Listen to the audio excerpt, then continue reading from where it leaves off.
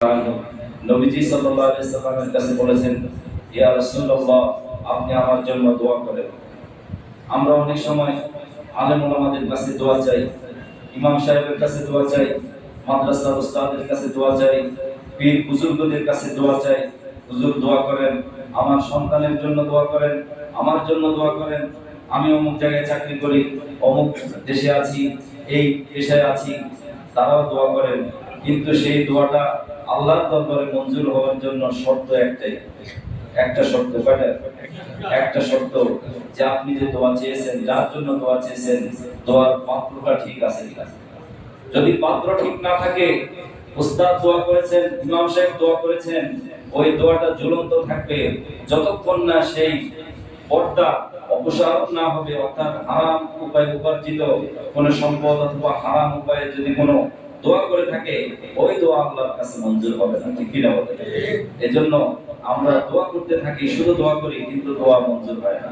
দ্বিতীয়ত, আমার আপনার যত নেক আমল রয়েছে, আরো কথা বলতে বসে, আমার আপনার যত নেক আমল রয়েছে, সমস্ত নেক আমলগুলো ভিতরে আমরা কোনো শান্তি পাই না, মজা পাই না। নামাজের ভিতরে কোনো শান্তি নেই। ভালো কাজ করলে আমার অন্তর প্রফুল্লিত হয় না, আনন্দিত হয় না। এজন্য নবীজি সাল্লাল্লাহু আলাইহি সাল্লাম ঈমানের একটা মাত্রা বলেছেন, যেমন থার্মোমিটার দিয়ে আমরা জলের মাত্রা নির্ণয় করি, ঠিক কিনা বলেন? থার্মোমিটার দিয়ে জলের মাত্রা নির্ণয় করা হয়, এভাবে আবহাওয়ার একটা মাত্রা নির্ণয় রয়েছে, নির্ণায়ক যন্ত্র রয়েছে, অনুবীক্ষণ যন্ত্র দিয়ে ছোট ছোট দ্রব্য এভাবে নির্ণয় করা হয়, দেখা হয়। সমুদ্রের নিচের পর্যন্ত বিভিন্ন মেশিন লাগানো হয়। তা আল্লাহ রাব্বুল আলামিন বলেন, এই থার্মোমিটার, এই নির্ণায়ক যন্ত্র এমন একটা যন্ত্র, যে আমার আপনার ইবাদত বন্দেগী কবুল হচ্ছে কিনা আমি টেস্ট করব, আমি নিজেই টেস্ট করব। যখন আমি নামাজে দাঁড়িয়ে যাই, তখন নামাজের ভিতরে আমার অন্তরটা নরম হয় কিনা, আমি যখন হাত তুলি, আমার এই হাতের তোলার কারণে আমার মনটা নরম হয় কিনা, আমি যখন কোনো হতদরিদ্র অথবা কোনো অসহায় মানুষকে দেখি, তখন আমার তার ভিতরে একটা সহানুভূতি জাগ্রত হয় কিনা, আমি যখন কোনো ব্যথিত মানুষকে দেখি, তখন আমার ভিতরে এভাবে একটা অনুভূতি জাগ্রত হয় কিনা, তাকে সাহায্য করা দরকার। এই যে মানবিক মূল্যবোধটা যদি আমার আপনার ভিতরে জাগ্রত রাখতে হয়, তাহলে অবশ্যই আমার আপনার খাদ্য, বস্ত্র, বাসস্থান, যা কিছু আল্লাহ রাব্বুল আলামিন আমাকে আপনাকে অর্জন করতে বলেছেন, সেটা যদি হালাল উপায়ে অর্জিত হয়, তাহলে অবশ্যই আমি শান্তি পাবো, ঠিক কিনা বলেন? সর্বত্র শান্তি এবং স্বস্তি আমার আপনার ভিতরে থাকবে। আর যদি এটা না থাকে, তাহলে আমাকে নির্ণয় করতে হবে, আমাকে সাধনা করতে হবে, চেষ্টা করতে হবে। কেন আমার নামাজে আসতে মন চায় না? কেন আমার আযান শুনলে আমার ভিতরে এই চেতনা জাগ্রত হয় না? মুয়াজ্জিন সাহেব হাইয়া আলাস সালাহ বলেছে যে আসুন নামাজের দিকে, আসলেই হাইয়া আলাল ফালাহ, দুনিয়ায় সফল হবেন, আখিরাতেও সফলতা লাভ করবেন। এই সফলতার আহ্বান, এই দাওয়াত আমার আপনার হৃদয়কে নরম করতে পারে না, আমার আপনার চোখের ঘুমকে নষ্ট করতে পারে না। আমার আপনার চোখ এভাবে ঘুম থেকে জাগে না। কেন জাগে না? বুঝতে হবে যে আমার আপনার জীবন যে পদ্ধতি রয়েছে, লাইফ স্টাইল রয়েছে, সেগুলোকে পরিবর্তন করতে হবে। এই পরিবর্তন যদি আমি আপনি করতে পারি, একটু ট্রাই করে দেখি, একটু চিন্তা করে দেখি, একটু নিজেরা চেষ্টা করে দেখি, আজ থেকে আমরা একটু আল্লাহর কাছে তওবা করে চিন্তা করি যে হে আল্লাহ, এখন থেকে আমি যত ইবাদত করব, বন্দেগী করব, সমস্ত ইবাদতের যে পদ্ধতি রয়েছে, পদ্ধতি হতে হবে প্রিয় নবী জনাব রাসূলুল্লাহ সাল্লাল্লাহু আলাইহি ওয়াসাল্লামের তরিকায়। আর আমার আপনার খাদ্য, বস্ত্র, আমার আপনার যেই পানীয় যা কিছু আছে, সেগুলো বর্জিত হতে হবে হালাল উপায়ে। এই দুটো যদি সংযোগ হয়ে যায়, তাহলে নিশ্চিত দুনিয়াতেও আমার আপনার জন্য শান্তির ব্যবস্থা থাকবে, আখিরাতেও অনন্ত অসীম আমার আপনার জন্য শান্তির ব্যবস্থা রয়েছে, ঠিক কি না বলেন? এজন্য আল্লাহ রাব্বুল আলামিন সমস্ত নবী রাসূলদেরকে আদেশ করেছেন, ইয়া আইয়ুহার রাসূলু কুলু মিনাত তাইয়্যিবাত। রাসূলদেরকে হালালের কথা বলেন নাই, কারণ রাসূল মানে তারা অবশ্যই হালাল খাবে, এতে আল্লাহ রাব্বুল আলামিন কোনো প্রকারের ডাউট করেন নাই। সমস্ত নবী রাসূলগণ দুনিয়াতে যা কিছু খেয়েছেন, যত পোশাক পরেছেন, যা কিছু তারা দুনিয়ার আসবাব গ্রহণ করেছেন, বিন্দু মাত্র কোনো হারামের উপায় ছিল না। আল্লাহ রাব্বুল আলামিন সমস্ত নবী রাসূলদেরকে বলেছেন তাইয়্যিবা পবিত্র খাদ্য গ্রহণ করো, ওয়া'মালু সালিহা এবং তোমরা নেক আমল করো, ওয়া'মালু সালিহা ওয়াশকুরু লিল্লাহ এবং আল্লাহ রাব্বুল আলামিনের শুকরিয়া আদায় করো। আল্লাহ পাকের শুকরিয়া আদায় করতে বলেছেন, কৃতজ্ঞতা প্রকাশ করা।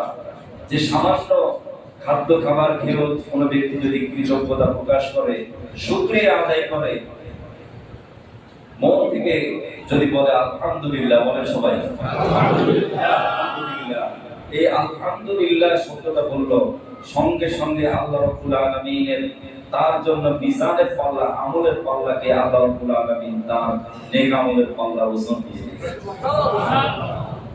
তামলাউ মা বাইনাস সামাই ওয়াল আরদি, আসমান এবং জমিনে যত খালি জায়গা রয়েছে সমস্ত খালি জায়গা নেক আমল দিয়ে পরিপূর্ণ করে দিবেন।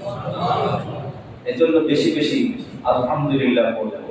সুখে আছি বলবো কি আলহামদুলিল্লাহ, দুঃখে আছি কষ্ট আছি তারপরে বলবো কি আলহামদুলিল্লাহ, সন্তানরা অসুস্থ তারপরে কি বলবো আলহামদুলিল্লাহ, নিজে অসুস্থ তারপরে কি বলবো আলহামদুলিল্লাহ। সর্ব অবস্থায় আল্লাহর শুকরিয়া আদায় করবে।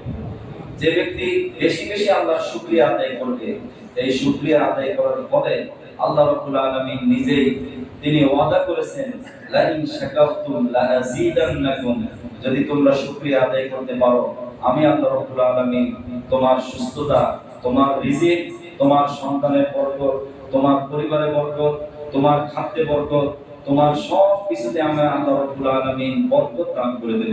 সুবহানাল্লাহ।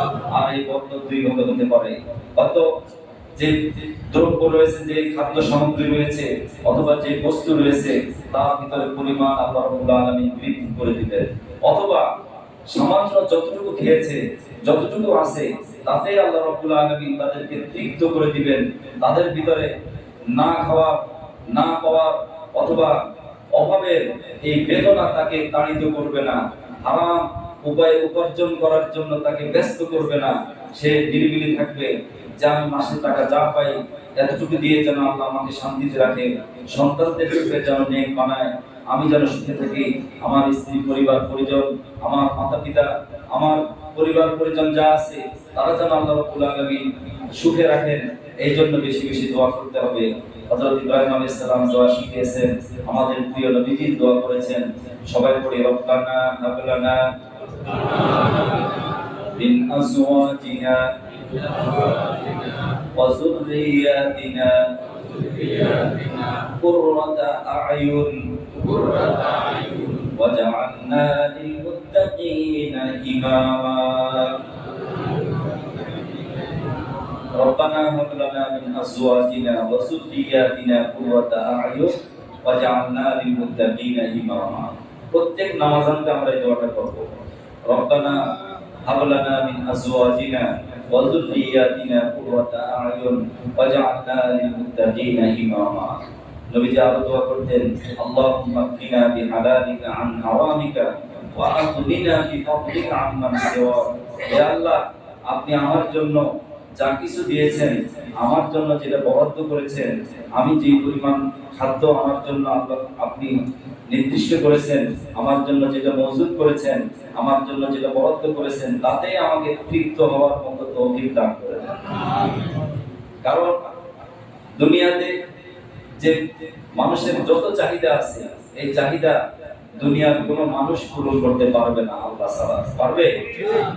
এই পৃথিবীতে যার 1000 কোটি টাকা আছে সেও কিন্তু দুনিয়াতে তৃপ্ত নয়, সেও অতৃপ্ত, না পাওয়ার বেদনা কষ্ট তার ভিতরেও কাজ করছে, ঠিক কিনা বলে? আবার যে 5000 টাকা ইনকাম করছে, যে মাত্র 4000 টাকা ইনকাম করছে, তারও না পাওয়ার বেদনা আছে। তবে বেদনা অনেক সময় দেখা যায় ওই 5000 টাকা ইনকামকারী যতটুকু, তার চাইতে 5000 কোটি টাকা মালিকের কষ্ট তার চাইতে অনেক বেশি, ঠিক কিনা বলে? এজন্য মুহতারাম হাজিরিন, নবীজি নিজেই দৃষ্টান্ত দিয়েছেন যে দুনিয়ার চাহিদা কখনো শেষ হবে না।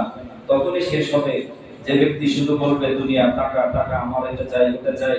ওই ব্যক্তির মুখে যতক্ষণ না মাটি দিয়ে পরিপূর্ণ না করা হবে, অর্থাৎ মাটি দিয়ে মুখ বন্ধ না করা হবে, ততদিন পর্যন্ত দুনিয়ার চাহিদা সে কোনোদিন পূরণ করতে পারবে না।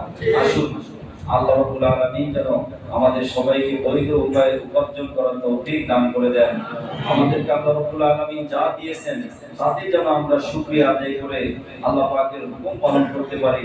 মহান আল্লাহ তাআলা আমাকে আপনাকে সবাইকে যেন তৌফিক দান করে দেন। সবাই বলি আমিন। ওয়া আখিরু দাওয়ানা আনিল হামদুলিল্লাহি রাব্বিল আলামিন। আসসালামু আলাইকুম ওয়া রাহমাতুল্লাহি ওয়া বারাকাতুহু। সম্মানিত মুসলিম কিরাম, আপনারা আগে